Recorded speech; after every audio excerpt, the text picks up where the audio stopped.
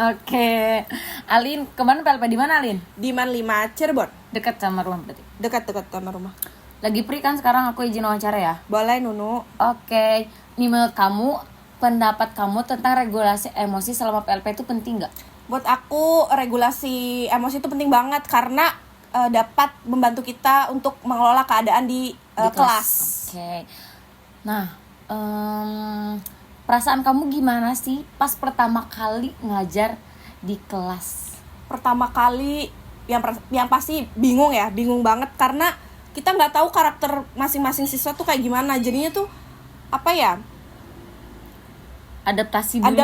Adaptasi cara bangun suasana sama anak-anak tuh gimana, karena kan beda ya. Dengan kita belajar di kampus tuh. Mikro itu beda banget dengan keadaan nyata di lingkungan sekolah. Berarti beda banget ya pas beda mikro banget, sama pas ngajar. Beda banget. Oke. Nah, emosi apa sih yang paling sering kamu rasain selama ngajar bahasa Inggris? Kan bahasa Inggris tuh bahasa global ya. Itu gimana sih, emosi apa aja yang sering muncul? Emosi jengkel, kesel karena udah diajarin beberapa kali tapi tetap gak ngerti. Iya, benar-benar. Apalagi di bagian pronunciation. Ya walaupun pronunciation aku gak bagus-bagus banget sih, tapi kayak aduh kok gak ngerti-ngerti sih, apa aku yang salah gitu ngajarinya gitu. Oke. Bagaimana perasaan kamu harus menguasai berbagai keterampilan mengajar pas PLP? Kan kita harus butuh keterampilan gak sih? Nah, perasaan kamu kayak gimana?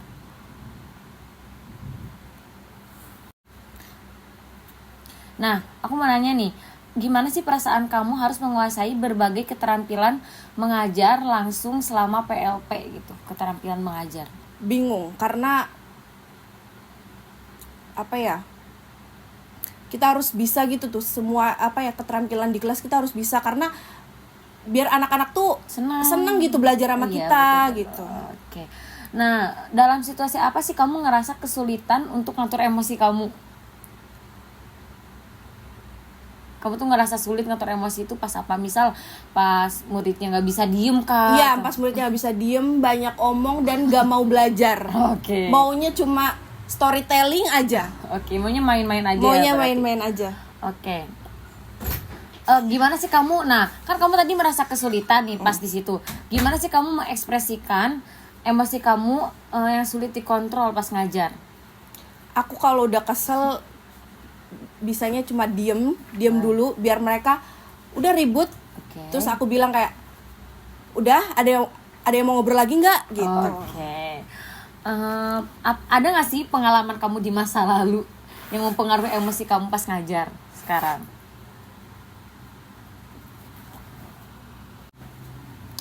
Ada nggak sih emosi kamu di masa lalu, pengalaman kamu tuh yang mempengaruhi emosi kamu pas ngajar? Kayaknya aku merasa dulu aku pas sekolah ya di SMA gitu, pas masa SMA aku sering tidur. Jadinya murid aku sekarang tidur. Jadi respon kamu gimana kalau ngeliat murid kamu tidur? Responnya satu ya kayak aduh gimana ya, aku tuh udah dulu kayak gitu masa gimana ya, tapi tetap aku bangunin kayak ayo bisa cuci muka dulu atau bolehlah beli minum dulu gitu. Oke.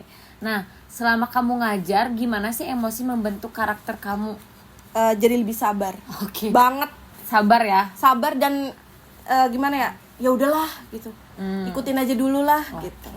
Nah, kan kita kan magang kan kemarin posisinya dan kita tuh belum dapat gelar guru. Nah, itu tuh mempengaruhi kepercayaan diri kamu ngajar gak? Banget, karena takut salah, takut ngasih materinya kurang, takut yang aku kasih tuh belum sesuai. Belum sesuai dengan apa yang mereka butuhkan, benar. Oke.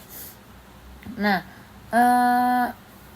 udah itu yang tadi micro teaching sama di kelas kan udah jelas beda ya. Beda banget. Oke.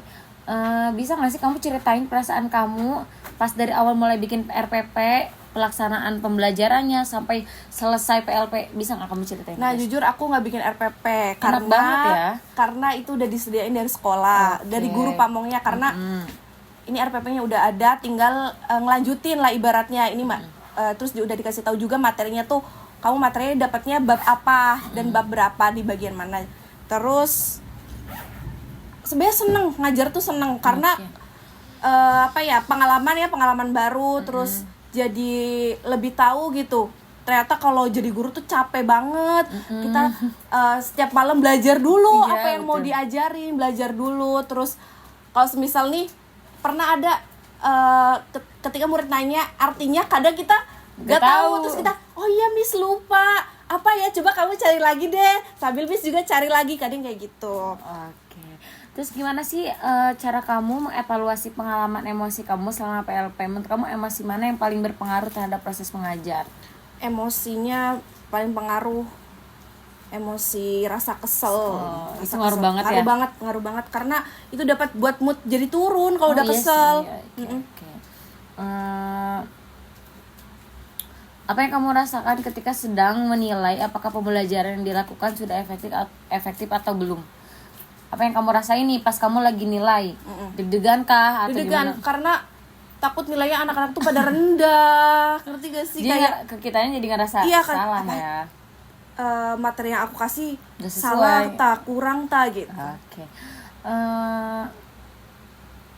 Gimana sih perasaan kamu untuk mencoba menerapkan teori yang dipelajari di kampus ke dalam kegiatan mengajar?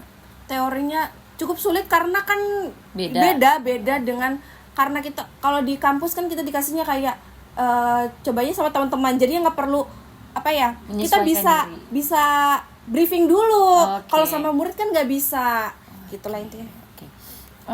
Bagaimana sih perasaan kamu ketika harus mengajar di bawah pengawasan guru pamong atau dosen?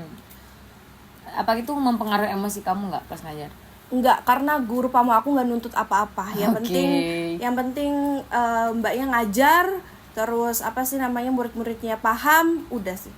Jadi dosen juga DPL-nya yang penting kita bisa ngasih ide baru, metode pembelajaran yang baru yang lebih inovatif dan interaktif daripada sebelumnya. Pas kamu ngajar mereka ada di tempat juga kamu biasa aja? Biasa aja. Oke. Karena sebelum ujian kita dikasih tahu dulu sama guru pamong ya, kamu ujiannya harus kayak gini-gini ya, terus nanti suruh siswanya suruh aktif ya gitu. Guru pamongnya ngasih tahu. Oke. Bisa nggak sih kamu ceritain gimana cara kamu mengelola emosi ketika situasi di kelas tuh nggak sesuai gitu, sulit? Bisa nggak kamu ceritain? Kayak tadi dibilang di awal, ya udah kalau lagi kesel, bad mood dengan situasi di kelas karena anak-anaknya berisik, gak mau diatur, itu diem dulu, biarin mereka selesai dulu gitu. Kalau misal mereka udah selesai, udah tenang, baru kita mulai lagi belajarnya. Oke, berarti kamu juga strateginya tuh bikin tenang dulu ya gitu. Karena gak mau marah-marah, bikin capek sendiri. Oke. Terus, nah misal nih, ya kita juga kan manusia nih sebagai guru gitu, mengalami perubahan emosi atau mood saat mengajar. Bagaimana cara kamu mengendalikan dan menyesuaikan emosi tersebut agar pembelajaran tetap berjalan gitu? Misal kamu lagi sedih atau tiba-tiba lagi seneng dapat kabar yang nggak enak gitu, terus gimana cara kamu untuk mengendalikan itu? Yang pertama gimana sih ketika kamu mengalami perubahan emosi atau mood saat ngajar, gimana cara kamu ngendaliin biar pembelajaran tetap sesuai berjalan? Misalnya aku nih lagi ngajar terus tiba-tiba dapat kabar yang nggak enak gitu. Misal kalau aku sih keluar dulu atau ke kamar mandi dulu atau gimana gitu. Iya.